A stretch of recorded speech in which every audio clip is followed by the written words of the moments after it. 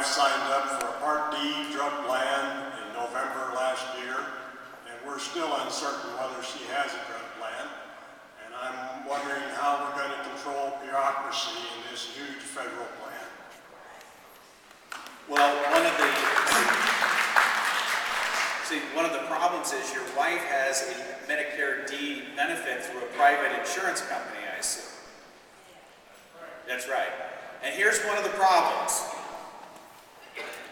A long time ago in the 1930s, Congress gave the insurance industry an exemption from antitrust law in the McCarran-Ferguson Act.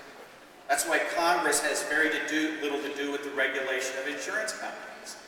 That's why there are 50 state insurance commissioners who regulate the products that are sold within the borders of their state. And that's one of the problems we have right now with healthcare, is that I have people, especially who live here along the river, who say, why can't I go buy a cheaper plan in Illinois? And that's why, because every policy sold in Iowa has to be approved by the Iowa Insurance Commission. Now, there are people who suggest that we need to eliminate that antitrust exemption. Then you know what's going to happen. They also want Congress to take on a greater role in regulating the insurance industry.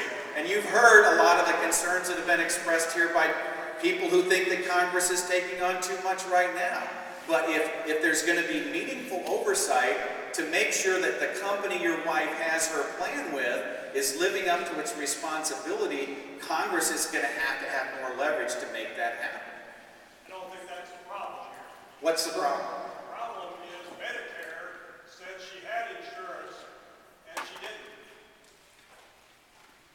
And Medicare then got the company to avoid the policy, and getting reinstated after January 1 is very tough. What I would suggest you do is, we've got caseworkers here from my office. We would be happy to try to work with you to see if we can solve the problem that's keeping her from getting the coverage she should have.